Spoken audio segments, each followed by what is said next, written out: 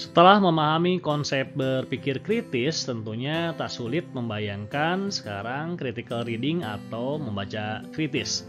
Seperti halnya critical thinking, critical reading juga bukan berarti membaca secara negatif atau mencari-cari kesalahan.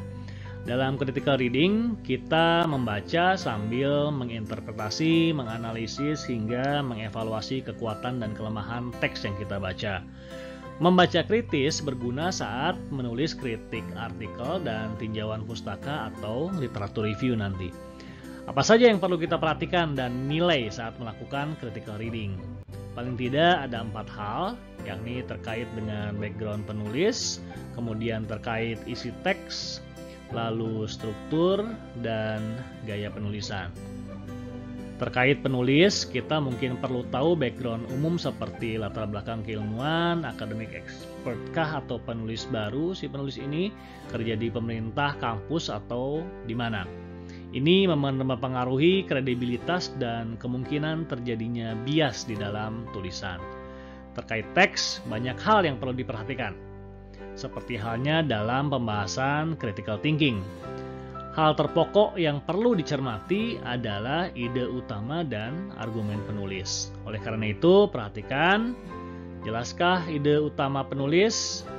Bagaimana dengan bukti dan referensi pendukung ide utama ini? Apa bukti pendukung yang dipergunakan? Fakta relatif dapat diterima sebagai bukti, namun akan lebih baik jika buktinya berupa hasil riset atau pengujian, meski untuk hal ini perlu ditelaah juga masalah metodologi yang digunakan. Opini ini tidak disarankan dijadikan sebagai bukti pendukung karena kemungkinan besar mengandung bias. Bukti juga perlu dilihat akurasinya, relevansinya, dan kelengkapannya dalam mendukung argumen penulis. Kemudian kita perlu juga melihat konsep atau teori yang digunakan. Sudah tepat guna dan tepat interpretasikah? Nah, kemudian yang tak kalah pentingnya dari isi teks yang kita perlu perhatikan secara kritis adalah masalah logika penulisan.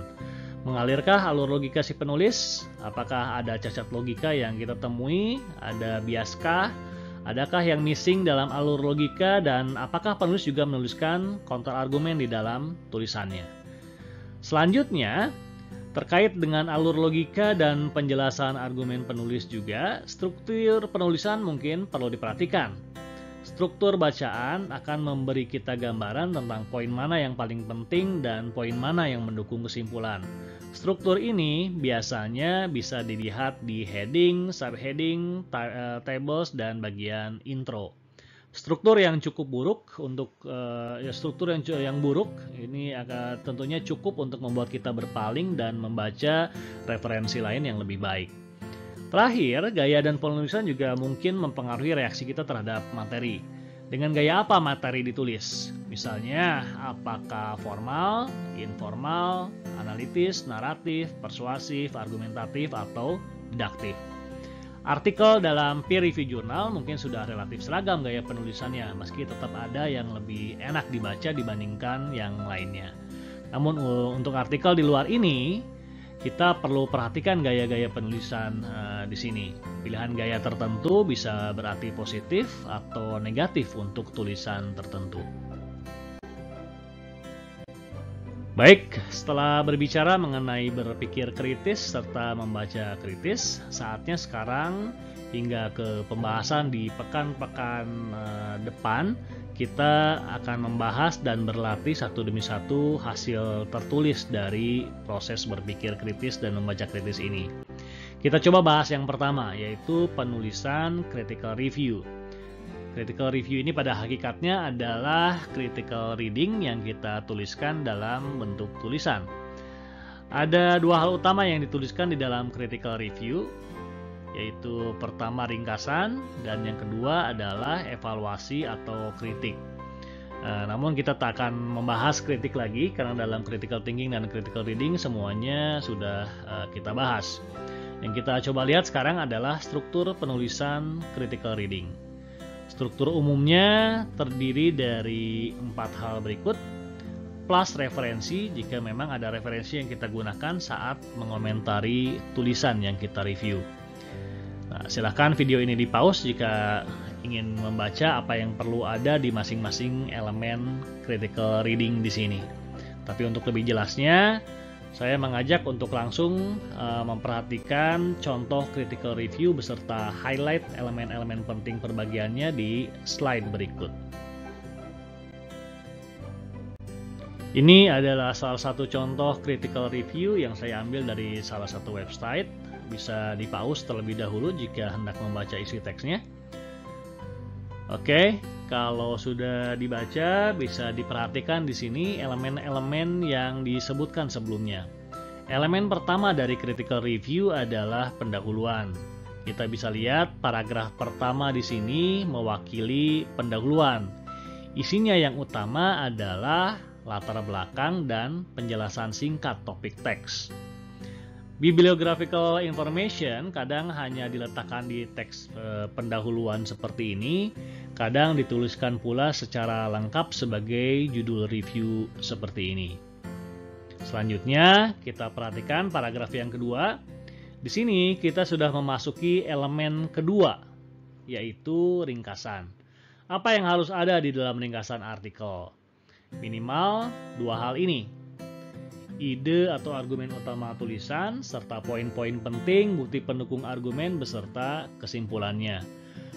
Harus diingat juga, tidak boleh ada argumen, kritik, atau pendapat dari penulis yang masuk di bagian ringkasan ini. Semua harus pure berasal dari tulisan yang direview. Oke, sebenarnya ada satu paragraf ringkasan lainnya di review ini, namun saya cut. Kita langsung menuju ke elemen ketiga dari critical review, yaitu evaluasi atau kritik, baik itu positif maupun negatif. Jika diperhatikan, ada komentar positif di paragraf awal ini. Bisa dicermati bagaimana cara komentar positif ini dituliskan. Lalu kita bisa lihat pula bahwa komentar positif ini diletakkan di awal, mendahului komentar yang negatif atau kritik. Ini cara yang umum dilakukan saat komentar positif lebih sedikit jumlahnya daripada kritik atau komentar negatif. Lihat 3 paragraf di bawah ini, kalau kalian sudah dibaca, semuanya adalah komentar negatif atau kritik. Tapi perlu dicermati juga bahwa kritik diberikan secara objektif dan dengan dasar yang tepat.